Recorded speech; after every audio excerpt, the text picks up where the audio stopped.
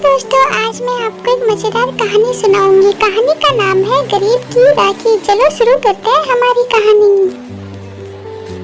रक्षाबंधन का त्योहार आने वाला था। बाजारों में राखियों और गिफ्टों से बाजारों की रौनक जगमगा रही थी। भाई अपनी बहनों के लिए और बहनें अपने भाइयों के लिए राखी और तोहफियां खरीद रहे थे।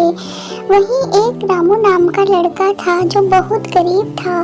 वह सुबह न्यूज़पेपर बेचने का काम करता और न्यूज़पेपर बेचने के बाद एक चाय की दुकान पे काम करता और दिन भर वही काम करता। रामू की एक छोटी बहन थी जो अपाहिज थी। उसका नाम गुड़िया था। 3 साल पहले रामू चाय की दुकान पे काम करके उसी के सामने फुटपाथ पे सोने आया। उसके पास कोई घर नहीं था, इसलिए वह वहीं सोता था। अचानक धड़ाम से आवाज आई। रामू की नींद अचानक खुली तो देखा एक भयंकर एक्सीडेंट हुआ है।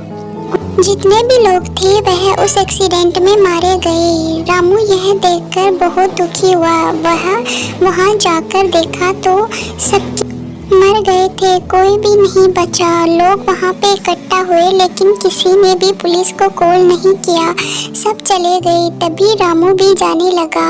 उसे एक आवाज सुनाई दी, बाबा बाबा।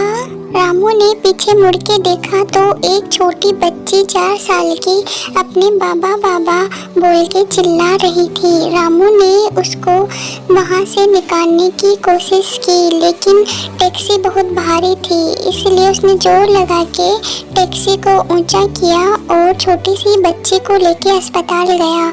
उसकी हालत बहुत खराब थी। डॉक्टर ने बोला कि अगर यह वक्त पे नहीं आती तो इसकी जान जा सकती थी। रामू, तुमने बहुत बहादुरी का काम किया।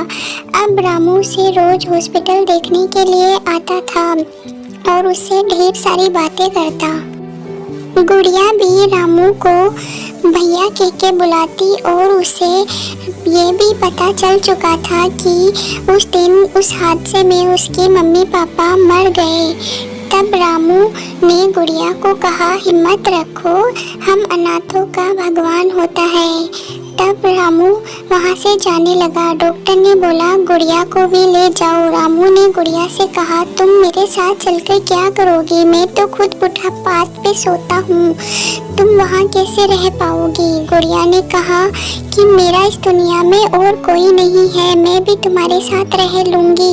हम लोग गांव से आए थे, बाबा को यहाँ नौकरी लगी थी, लेकिन जैसे ही हम यहाँ कोई घर ढूंढने जा रहे थे हमारा एक्सीडेंट हो गया। लेकिन रामू ने एक ना सुनी और वहाँ से चला गया। चलते चलते बारिश हो गई। वह एक पेड़ के नीचे रुक गया। अचानक उसे गुड़िया का ख्याल आया तो वह सोचने लगा कि उसने बहुत गलत किया और वह गुड़िया के पास जाने लगा। जैसे ही वह रास्ते में गया, गुड़िया भी एक पेड़ के नीचे खड़ी थी। रामू ने उसे जाकर कहा, मुझे माफ़ कर दो, तुम मुझे भाई बोलती हो और मैं तुम्हें अपने साथ भी नहीं ले जा पाया।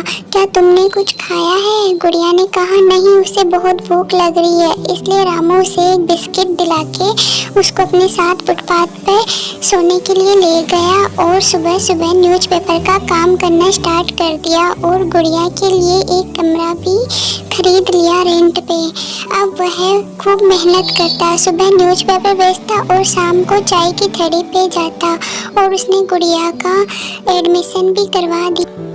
स्कूल में जाती थी गुड़िया, लेकिन वह बहुत दूर था, इसलिए इस रक्षाबंधन उसको एक व्हीलचेयर देने का सोचा। इसलिए उसने गुड़िया को कहा, तुम शाम को मेरी चाय की दुकान के सामने आना, मुझे तुम्हें कहीं लेकर चलना है। लेकिन जैसे ही गुड़िया शाम को चाय की दुकान के सामने पहुंची, उसने देखा भयंकर आग लगी हुई है और रामू उस आग में फंसा हुआ है, कोई उसकी मदद नहीं कर रहा। तब गुड़िया ने अपनी जान पे खेलते रामू को उस आग से निकाला और वह दोनों थोड़े थोड़े जल गए और उसे अस्पताल पहुंचाया। हॉस्पिटल जाकर रामू के लिए बहुत दुआएं की। रामू जल्दी ही ठीक हो गया, लेकिन वह गुड़िया के लिए कोई गिफ्ट नहीं ला पाया, इसलिए उसने गुड़िया से माफ़ी मांगी। गुड़िया ने कहा, कोई बात नहीं भैया, आप मेरे साथ हैं, मेरे लिए रक्षाबंधन का ये सबसे बड़ा तोहफा है।